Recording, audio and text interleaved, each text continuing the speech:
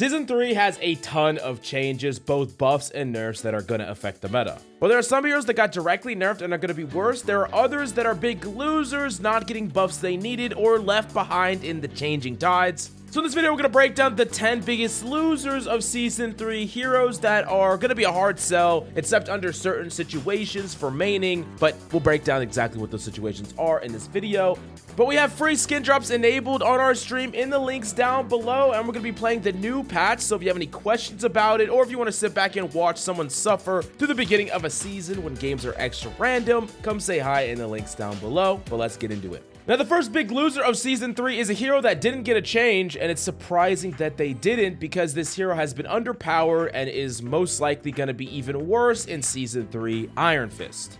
When this character got nerfed back in Season 2.5, we thought that the nerfs were really heavy-handed, where the character got 4 major nerfs when they probably only really needed 2, but they heavily gut the character. And even as someone that actively is a little bit of an Iron Fist hater, mainly because I lose to Iron Fist mains a lot in ranked, Iron Fist is a character that is definitely underpowered, and he was deserving of some amount of buffs going into Season 3, and he just got none. He got completely neglected, and this character is in a worse state that he's been in a very long time. Now, does that mean that you can't win games with Iron Fist if you really know what you're doing? No, I think you could actually get quite a bit of value with Iron Fist. I think he's actually fairly good against Brawl comps and playing alongside Brawl comps, like characters like The Thing played really well with Iron Fist going in very proactively, able to turn a small advantage in a team fight into a massive advantage very quickly. I like all these things, and so there are some reasons why Iron Fist could be better against some compositions going into Season 3. But overall, I think it's hard to sell someone on Iron Fist unless they already are an expert on the character. If you're looking for a character to pick up in Season 3, no one should be suggesting Iron Fist for you because he's a very, very difficult character to get even a fraction of the value that other divers will get. And there are some ways that he's versatile, but it's hard to access those as someone that is even competent at the character. You have to be amazing in order to get all that value. Now, perhaps we'll see some new buffs to the character going in 3.5, but for now, at the start of Season 3, I cannot recommend learning or maining Iron Fist. But the next character on this list is a massive loser as of late, and it's Adam Warlock. Well, one of the things about Adam Warlock is there's 2 things that's happening to him. Number 1, he's being held back by the fact that he enables one of the most powerful synergies in the game, the res comp. Now, the res comp did get nerfed, so that synergy is nerfed, but that doesn't make Adam more viable because they didn't give him any compensatory buffs. And the reason they're not is because res comp is still really good. Like, res comp's very, very strong. Adam Warlock is the cornerstone of that. And in a lot of ways, Adam Warlock as an individual is being held back by the synergy because they can't make him too strong or it makes the comp too strong. Now, I think Adam Warlock is still amazing as a character in that triple support composition, that res composition. But the problem is him outside of that. Like, just playing him as a secondary support in most compositions, it's going to be a hard sell. And it's not even the fact that Adam Warlock doesn't have powerful utility. Soul Bond is really good. His ability to heal up teams very quickly is good. His damage is really good. But the main problem with Adam Warlock really actually comes down to his ultimate. It's weird that that is the problem. But compare Adam Warlock ultimate to so many other defensive ults that just keep your team alive, allow them to stay in the fight and constantly build ultimate charge, and instead you get an ultimate that you have to completely disengage from a fight in order to make sure that you don't die instantly while using it. There's a huge failure rate where players can make a play on it, jump on top of you. Typically, an Adam Warlock ult needs to be comboed with another defensive ult to be successful, like you res and then Mantis ult. It's just requiring 2 sets of ultimates in order to win a team fight that one Luna ult would have done. And then if you play him in a dual support setup, he just doesn't have a lot of mass heals, and this makes him rather limited in the type of compositions you can run him in. Like, I think you could run an Adam Warlock in a dual support setup if your other support is someone that provides a ton of heals, someone like Luna,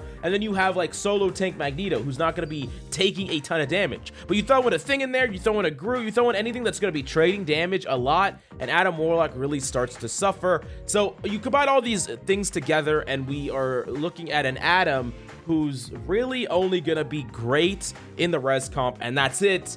Other times it's going to be a hard sell to make him work unless you're just fragging out but like you could just frag out on so many other characters, so it's hard to recommend Adam this season. And number 3 on the list, a big loser in season 3 is actually Thor. Thor's a character that I love. He's one of my favorite characters to play, and in 2.5 he did get a change where he could cancel his awakening, and I said it was a good change, and I still stand by the fact that it was a good change because it's better than not being able to do that.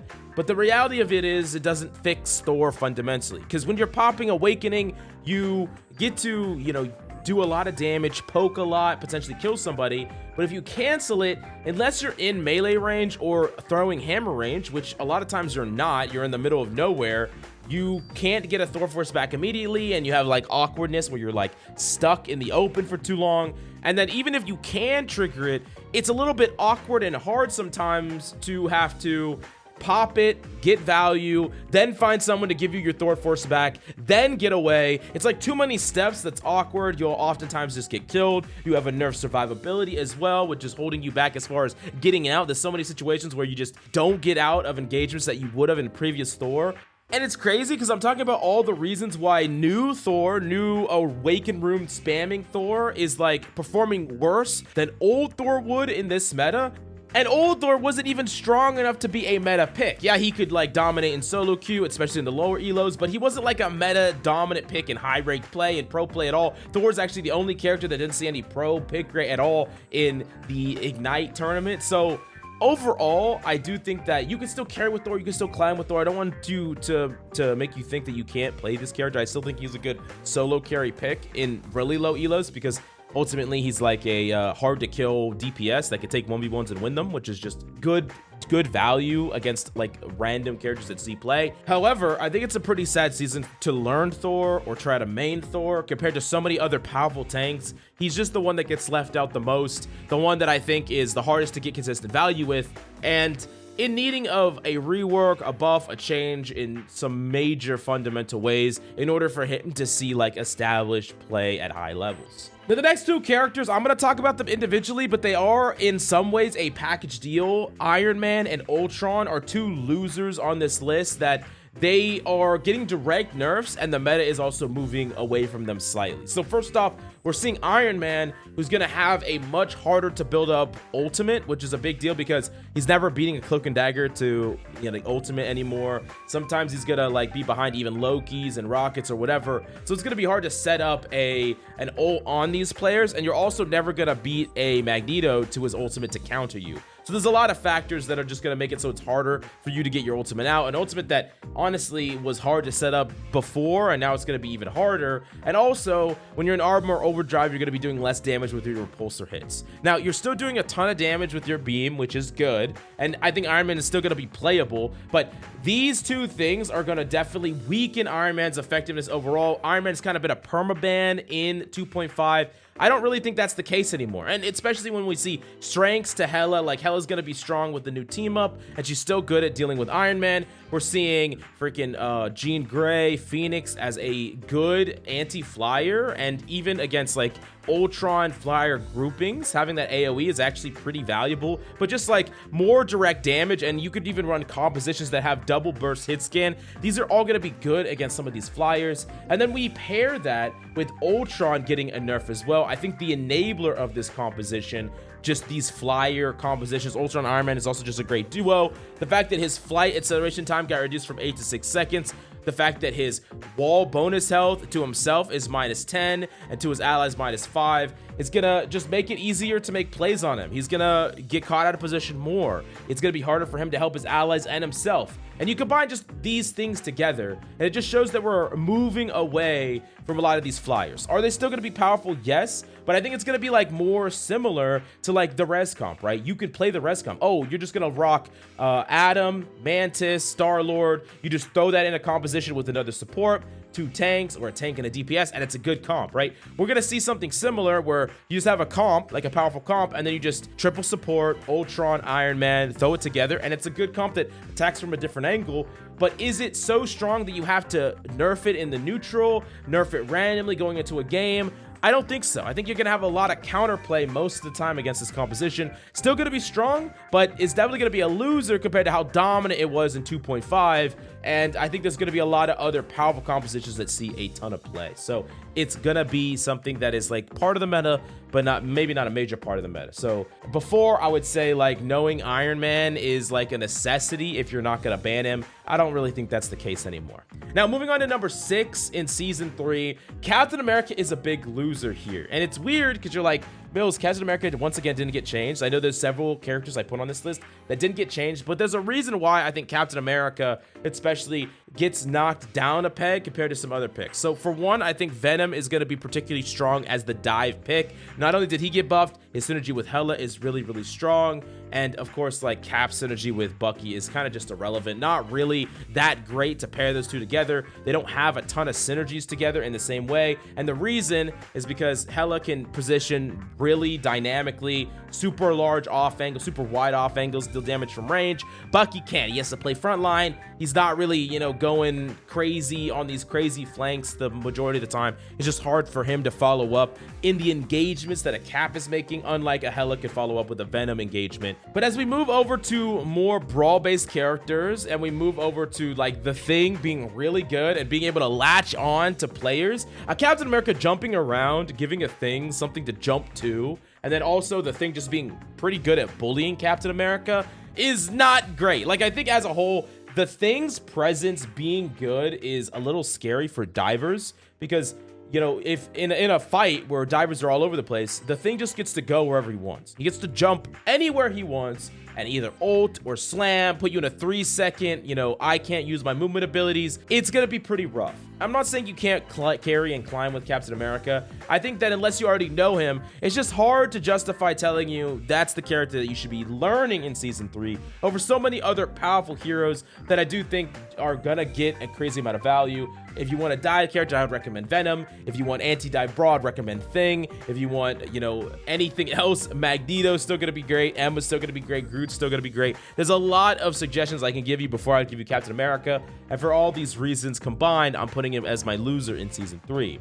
Another massive loser I really want to talk about is actually Spider-Man. And you might be thinking, hey, Mills, Spider-Man actually got a new team up, and this is going to make Spider-Man super busted and super strong. And there are going to be some new combos and things that you can do with the new team up, the new synergy.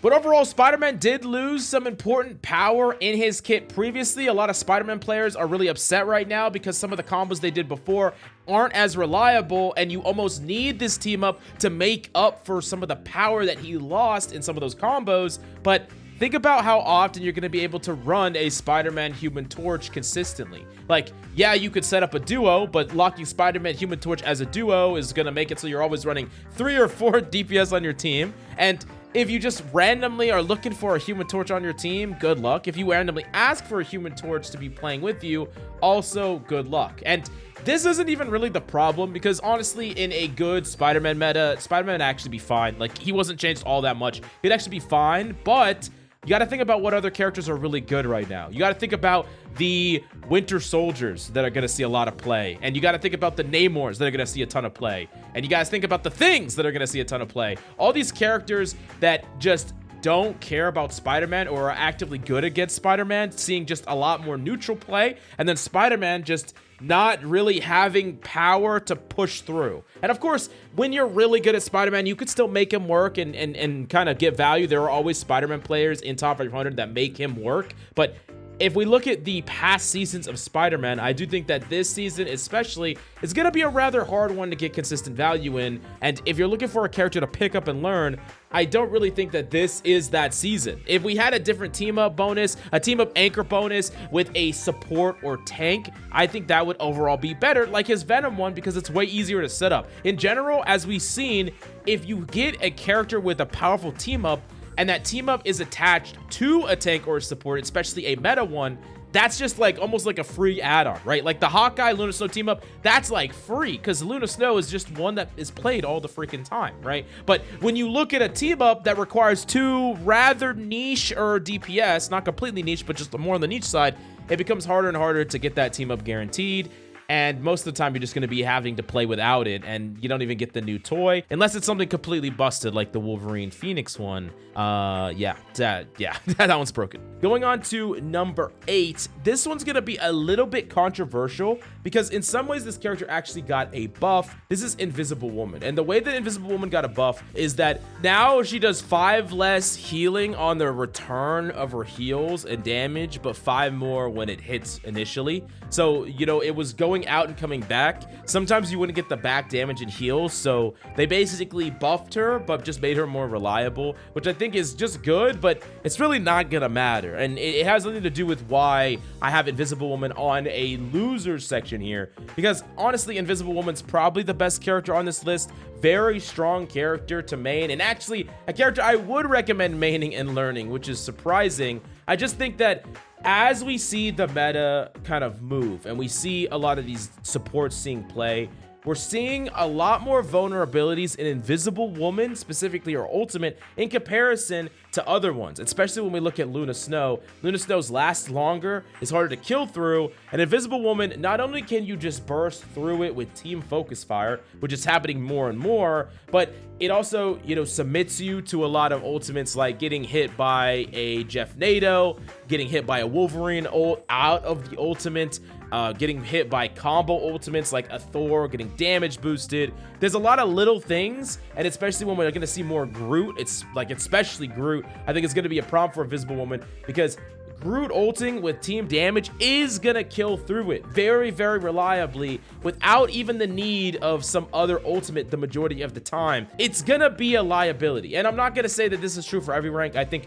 this is more true for the higher ranks where Invisible Woman becomes more of a liability with that ultimate unless you're really smart with how you position it and place it. But I do want to make it clear that I think that the differences in power level between Invisible Woman's ult and Luna Snow's support ult is becoming more and more apparent as players get better at dealing with it. Something to consider when you're trying to decide what supports you want to add to your hero pool this season. I would probably not recommend learning Invisible Woman over learning Luna if you do not already know how to play Luna.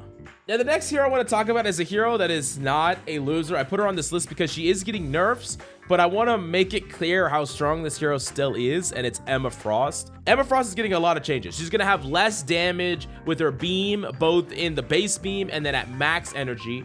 She's going to have less reduction of damage. She only has 25% reduction instead of 30 in her diamond form. And in order to kind of offset that damage reduction, her ultimate's going to get a little cheaper, but it's going to be about the same, right? Because it's going to build slower because you're doing less damage. But all in all, for Emma, it just doesn't make this character bad because she's still super good at everything she does. Consistent damage output, consistent mitigation, denial of dives, ability to burst in the mid-fight, and a very powerful checkmate ultimate that can just win team fights by itself, especially if you catch supports off guard. All this combined is still nerf, yes, and we are getting these nickel and dime nerfs to Emma over and over and over again. However, we know how strong Emma was. She was just the strongest character in pro play, one of the strongest, most reliable characters in ranked play, and these nerfs are honestly minor compared to the strength that Emma had. Basically, she's still going to be a top tier tank, A or S tier still, even in spite of all these changes. And if you're looking at these changes thinking, man, I still don't want to learn this character, or there's no point learning her because she's nerfed, or maybe I should drop her from my hero pool, like, settle down with all those thoughts, because I'm telling you, Emma's still going to be very, very good, very capable of carrying. And Magneto Emma duo tank compositions are still going to be some of the strongest compositions you could play in ranked. So yeah, don't be afraid of maining Emma or learning Emma. And then number 10, a big loser on this list, is actually Black Panther. Now, we all know that Black Panther has actually been winning a lot more. He's been doing a lot better. And one of the big reasons for a lot of this is the fact that they fixed many of the bugs that were plaguing Black Panther. They did it kind of in a silent bug fix patch at 2.5, and it just made Black Panther more reliable and consistent. But there's a couple of things that has happened with that. Number one is people are banning Black Panther at like a disproportionate rate, where even though there are tools to counter Black Panther, people just don't care. They just don't want to deal with it, and they don't know if their team is going to be equipped to deal with it, so they're just banning it. So it's going to be harder to play Black Panther than he's been in quite some time. So if you're someone that is trying to learn Black Panther in your rank, it's going to be really, really hard to do when he's banned like half the games. maybe even when he shouldn't be. So that is something that is going to be hard to learn him, I think, in this season. If you already know him, you're going to have chances to whip him out. But to learn him, going to be rather difficult, in my opinion. And the other part of that, and one of the reasons that Black Panther and just Dive as a whole is weaker, is we're seeing Bucky buffs, we're seeing Namor buffs, and we're seeing Thing buffs. And the Thing buff in particular is crazy because he can just jump to something that's moving at high speeds, press one button, jump to it, and then instantly stun it, and then they can't move. Black Panther especially, you're trying to get away, you're not getting away. You run to the high ground, you're like, Black Panthers like to scale the sides of buildings to stay alive a lot. You're not gonna be able to do that against a Thing. He's gonna haymaker you, stun you midair, like, you're just gonna die. Black Panther's gonna get screwed. Way more Namor play, way freaking more Bucky play, and there's just so many counters to Black Panther that it's hard. It's gonna be really hard for you to ban around all of them. And in addition to that, one of the things that's very, very difficult is when counters to Black Panther are automatically entrenched in the meta. Like, it's one thing if you can walk out on Black Panther, get some free fights and free wins, and then force your opponents to swap to you. But it's another thing if you walk out, and every time you walk it out of spawn, you're going up against like these Hulk, Namor, Bucky compositions, and you're just like, what the fuck? like every time, right? That's gonna be very difficult. Of course, you're still going to be able to carry and climb with him in the right situation, so I'm not saying don't learn him. I just think it's going to be a rather hard season to play him consistently, learn him, and succeed with in Season 3 relative to 2.5, where I think the community was kind of caught off guard by Black Panther, all of a sudden being more reliable and consistent. But these are my 10 biggest losers in Season 3. Is there anything you agree or disagree with? Let me know in the comments down below, and continue the conversation on my Twitch stream. Free skin drops in the links down below. Thank you so much for coming by. I hope you enjoyed the video, and I'll see you next time.